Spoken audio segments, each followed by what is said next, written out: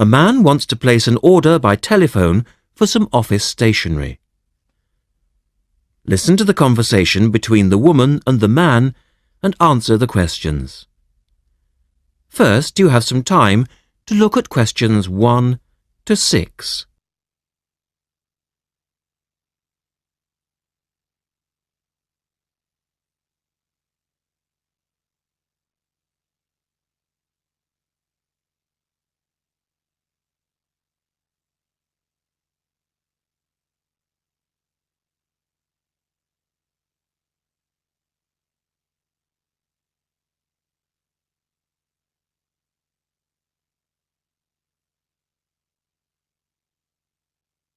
You will see that there is an example which has been done for you.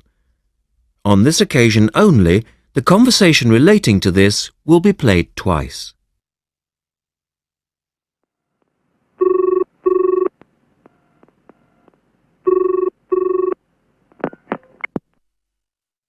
Thank you for calling Millennium Office Supplies. If you would like to place an order, please press 1. Your call has been placed in a queue. A customer service operator will be with you shortly.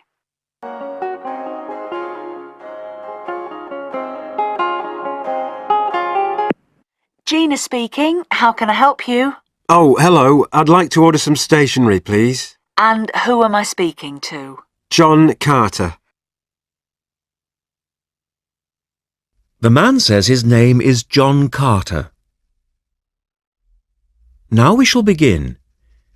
You should answer the questions as you listen because you will not hear the recording a second time. Listen carefully and answer questions 1 to 6.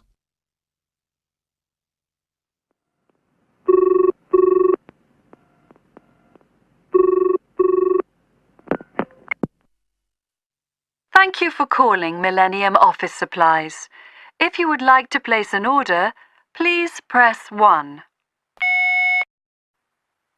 Your call has been placed in a queue. A customer service operator will be with you shortly.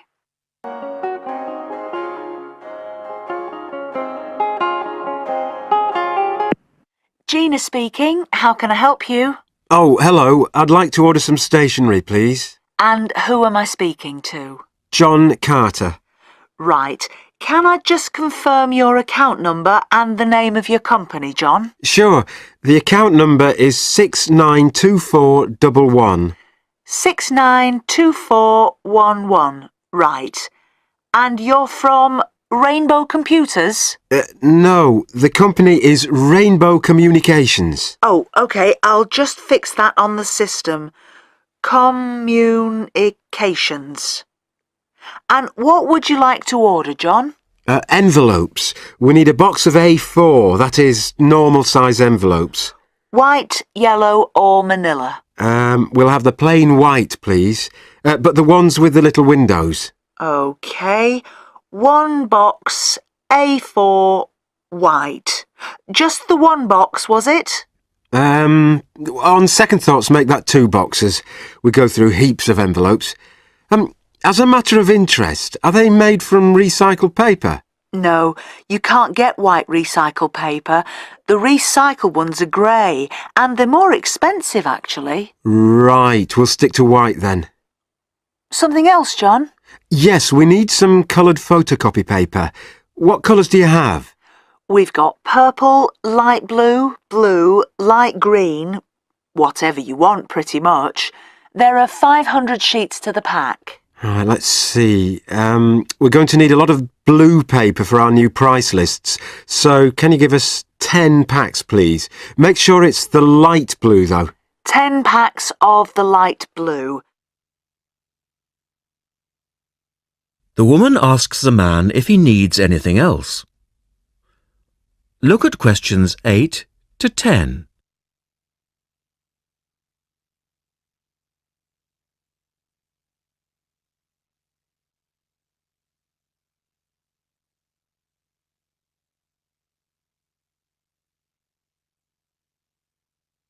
Now listen to their conversation and answer questions 8 to 10. Anything else that we can help you with? Let me think. What else do we need? I'm sure there was something else. Pens, paper clips, fax paper, computer supplies, office furniture? Oh yes, we need floppy disks. Do you have those nice coloured ones? Yes, but they're a bit more expensive than the black ones. Oh, that's all right. I'm not paying anyway. Right. Floppy disks. And what about diaries for next year? We've got them in stock already and it's a good idea to order early. No, I think we're all right for diaries. But something we do need is one of those big wall calendars. You know, one that shows the whole year at a glance. Do you stock those? We certainly do. OK, can you include a wall calendar then, with the other stuff? Just make sure it's got the whole year on the one side. Sure. And do you have a copy of our new catalogue? No, I don't, but could you send one? Yes, I'll pop one in with the order. You'll find it a lot easier to remember what you need if you have our catalogue in front of you next time. Yes, good idea. And when can you deliver this? Should be with you tomorrow morning. Can you make sure that it's not after 11:30 a.m? Because I have to go out at 12. There's only myself here on Fridays. Fine. I'll make a note on the delivery docket that they should deliver before 11:30.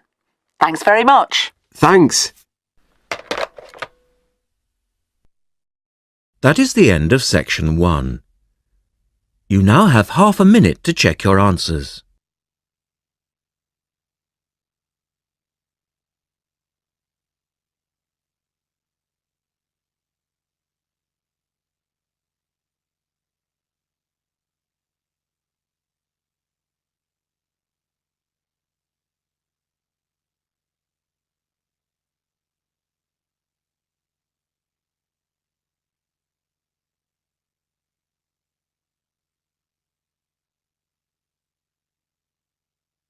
Now turn to section 2 on page 113.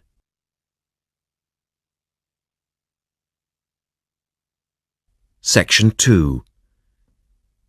You will hear a reporter talking on the radio about an artist's exhibition. Look at questions 11 to 18.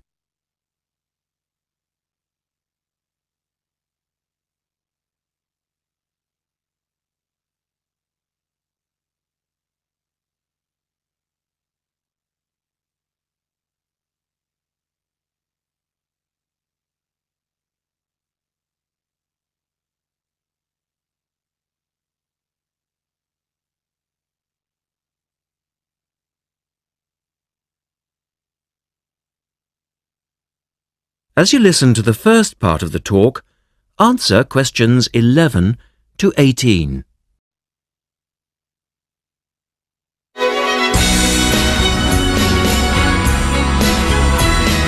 And now for some information on local events and activities. A couple of announcements for art lovers and budding artists alike. First, a new collection of artwork is going on show to the public next month in the form of an artist's exhibition. The exhibition will include many different types of art, over 100 different pieces by 58 artists from the local area. It's being held at the Royal Museum, which, for those of you who are unfamiliar with the area, is located opposite the library in West Street, right on the corner. The actual address is number 1 Queen's Park Road. It isn't difficult to find. The exhibition will run for 9 weeks and will begin on the 6th of October and continue until the 10th of December. So there's plenty of time for you to go along and have a look, and I'm sure that will be worth doing. What will you see there?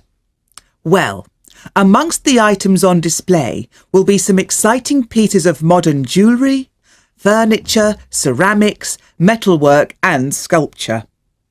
To give you some examples, local artist Kate Main will be there to discuss her collection of pots and bowls that she has made to resemble garden vegetables. They're the sort of thing that would brighten up any dining table and range from things like yellow cabbage-shaped bowls to round tomato-shaped teapots.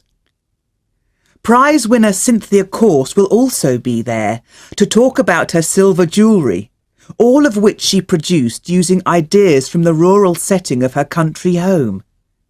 Some of her rings are quite extraordinary and have beautiful coloured stones in them.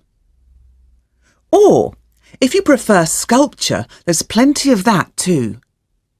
Take, for example, Susan Cupp's sculpture of 25 pairs of white paper shoes. It sounds easy, but believe me, it looks incredible. All of these items, along with many others, will be on sale throughout the exhibition period. As part of the exhibition, there will be a series of demonstrations called Face to Face, which will take place every Sunday afternoon during the exhibition, and these will provide an opportunity for you to meet the artists. Now look at questions 19 and 20.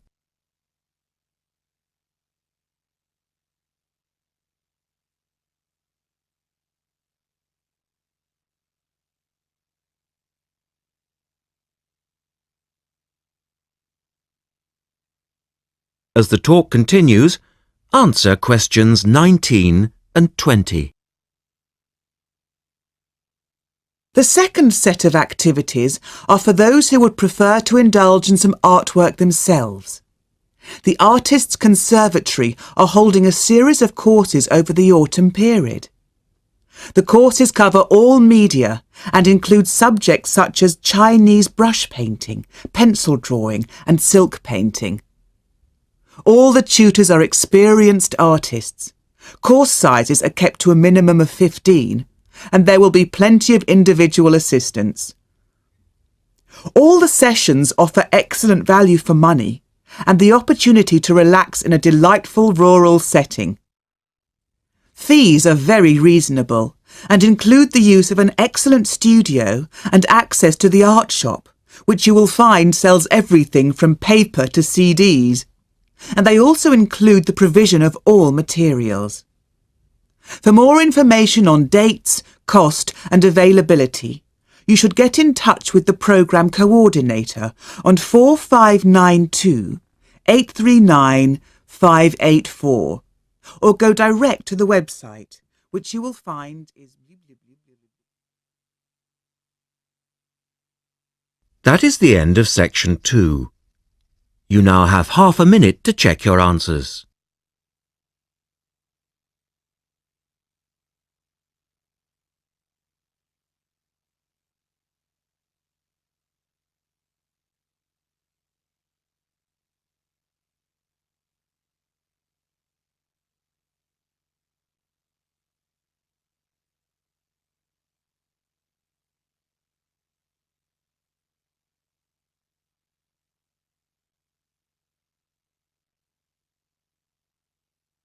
Now turn to section 3 on page 114.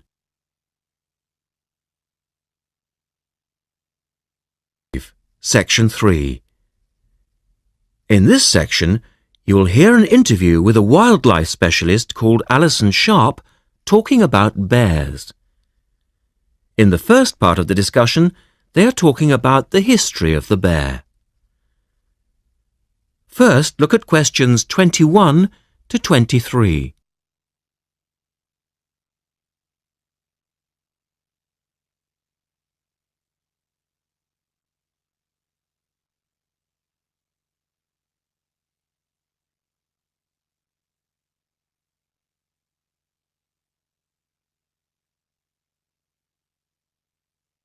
Now listen to the first part of the interview and answer questions 21 to 23.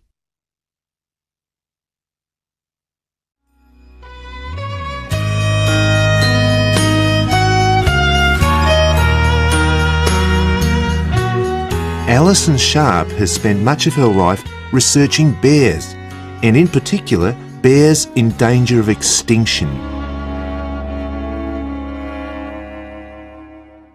She is the author of a recent book on bears, and we welcome her to the studio today. Thank you. Delighted to be here. First of all, can you give us a quick overview of the history of the bear family? Well, the bears we know today actually have as their ancestors bears which have been evolving for some 40 million years. We have fossils of the earliest true bear, and it's important to emphasize this because some creatures are called bears but are not. Such as koalas, for instance. Yes, exactly. Fossils of the true bear show a small dog-size animal with characteristics that show a blending of dog and bear traits. So the general belief is that dogs and bears were of the same family? Yes, that's the theory. And then we see the arrival of the early cave bear. We know from cave drawings that Neanderthal man used to worship this bear and at the same time fear it. Understandable, perhaps. Yes, but they need not have worried because the cave bear only ate plants. In fact, the cave bear survived 2 ice ages, but then became extinct. In the second part of the interview, Alison talks more about the situation of bears today. Look at questions 24 to 30 first.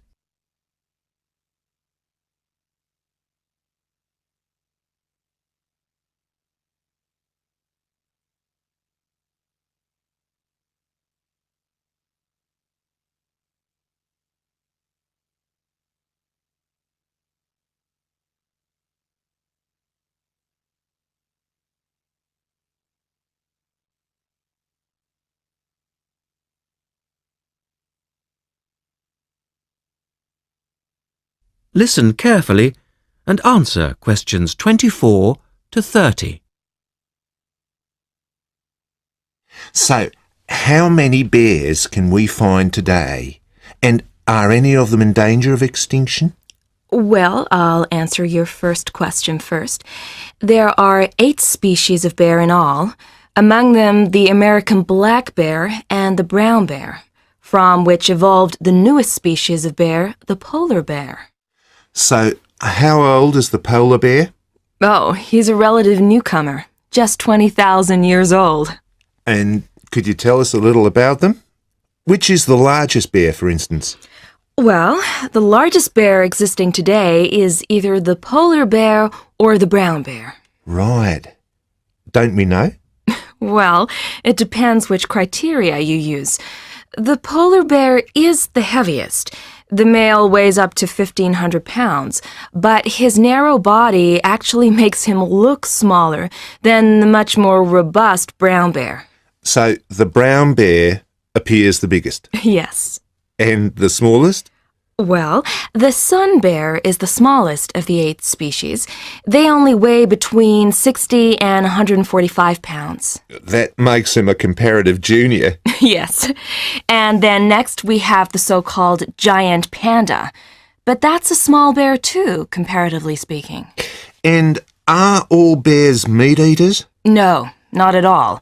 In fact, the giant panda is almost entirely herbivorous, living on a diet of 30 types of bamboo. Ah, yes, of course. Pandas are famous for that. And another interesting bear is the sloth bear, which eats insects, particularly termites. He can turn his mouth into a tube and suck the insects out of their nests. So, going back to my second question, are bears really in danger of extinction? Yes, indeed, they are. The sun bear in particular, as they've been hunted almost out of existence. And the habitat of the panda is also being reduced on a daily basis. Can anything be done to reduce the threat to these endangered species? I know, for instance, that it's very hard to breed bears in captivity. Yes. Well, I think that by raising people's awareness generally, we can reduce conflict between humans and animals, to stop the slaughter in parts of the world where bears are still hunted, supposedly in self-defense or to protect livestock, but often quite unnecessarily. And we can also encourage governments to preserve the natural environment of the bear, rather than allow the areas where they live to be systematically destroyed in the name of progress. Yes, of course. And in addition to these global efforts, all profits from the sale of my book will go toward the United Nations Bear Protection Program. That's wonderful. And with the news coming up, thank you for your time, Alison, and best of luck with the book. Thank you very much. That is the end of section 3. You now have half a minute to check your answers.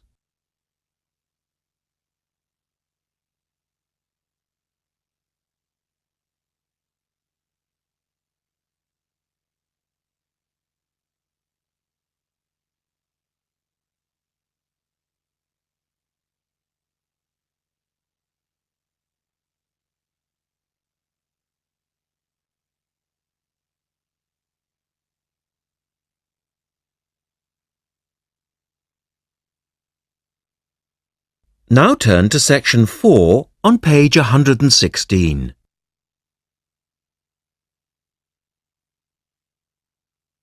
Section 4.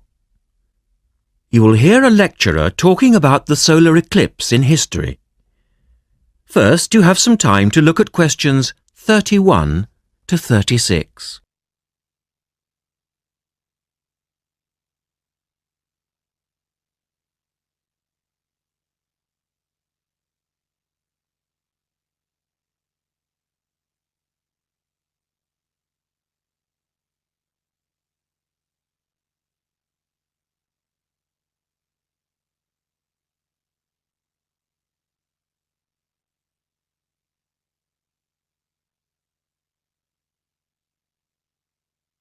Now listen carefully and answer questions 31 to 36.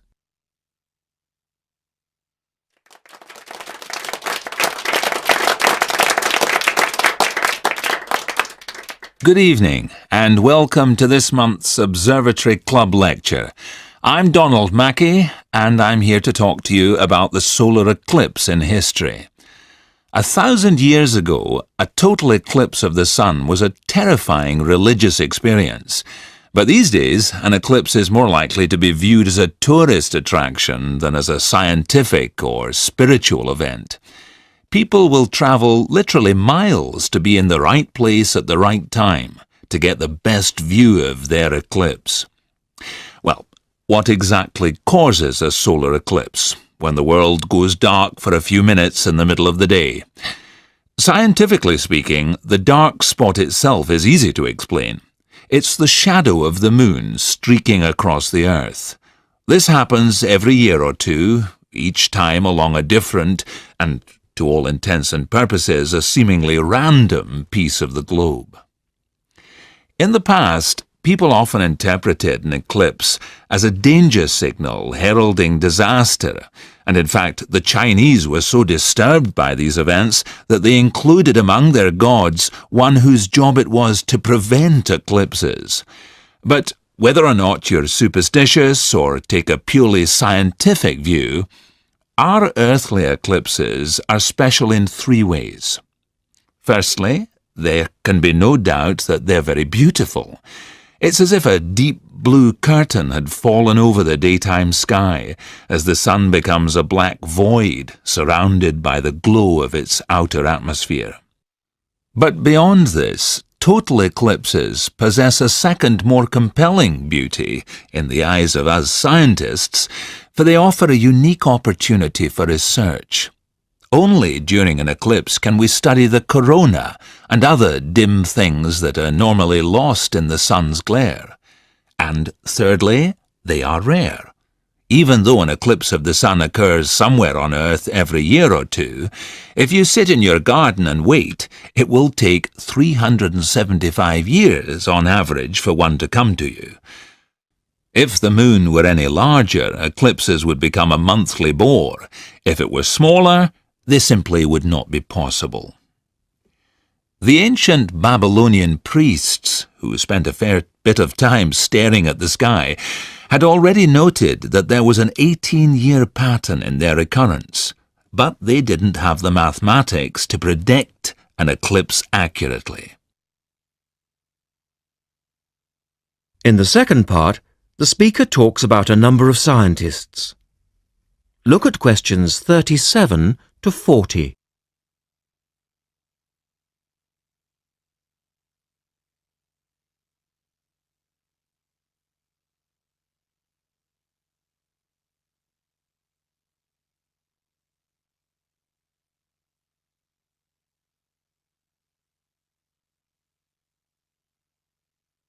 Now listen carefully and complete the table.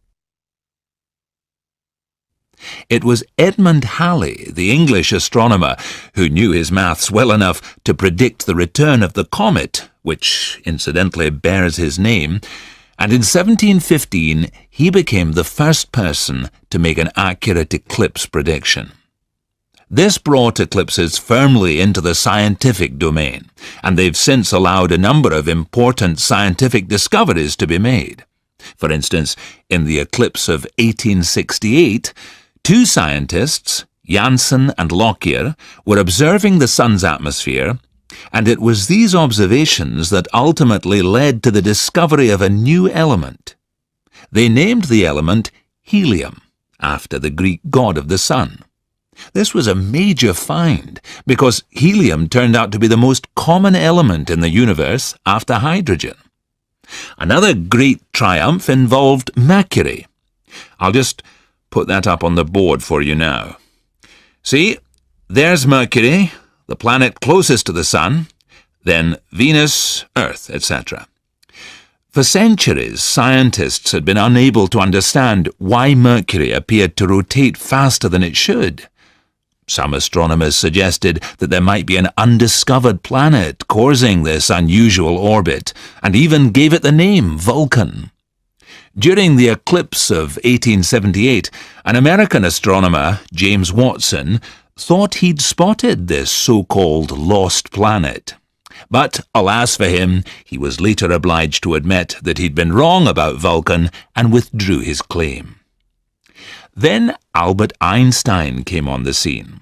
Einstein suggested that, rather than being wrong about the number of planets, astronomers were actually wrong about gravity. Einstein's theory of relativity, for which he's so famous, disagreed with Newton's law of gravity in just the right way to explain Mercury's odd orbit.